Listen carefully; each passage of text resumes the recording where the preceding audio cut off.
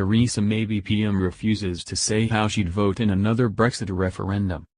London, Reuters. British Prime Minister Theresa May refused to say whether she would vote for Brexit if there was another referendum, repeatedly avoiding giving an answer on an issue that will define Britain's fate for generations to come. Although May has talked up the promise of Brexit since gaining power last year, she had, in the run-up to the June 2016 referendum, quietly backed staying in the European Union. She won the top job after David Cameron, who had also campaigned to remain, resigned in the chaos following the shock result of the vote. She has ruled out holding a second referendum on the final deal of the terms of Brexit, despite calls for one from some pro-EU lawmakers.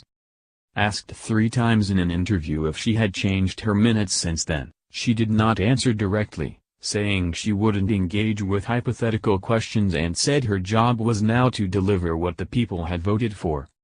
"I voted Remain for good reasons at the time, but circumstances move on, and I think the important thing now is that I think we should all be focused on delivering Brexit and delivering the best deal," she said on British radio station LBC on Tuesday. The United Kingdom remains deeply divided over Brexit, which most senior politicians view as the most important decision Britain has taken since World War II. In the June 23, 2016 referendum, 17.4 million voters, or 51.9% of votes cast, backed leaving the EU, while 16.1 million voters, or 48.1% of votes cast, backed staying. Britain has just over 1 year to negotiate the terms of the divorce and the outlines of the future relationship before it is due to leave in late March 2019. Both sides need an agreement to keep trade flowing between the world's biggest trading bloc and the 5th largest global economy. But the other 27 members of the EU combined have about 5 times the economic might of Britain.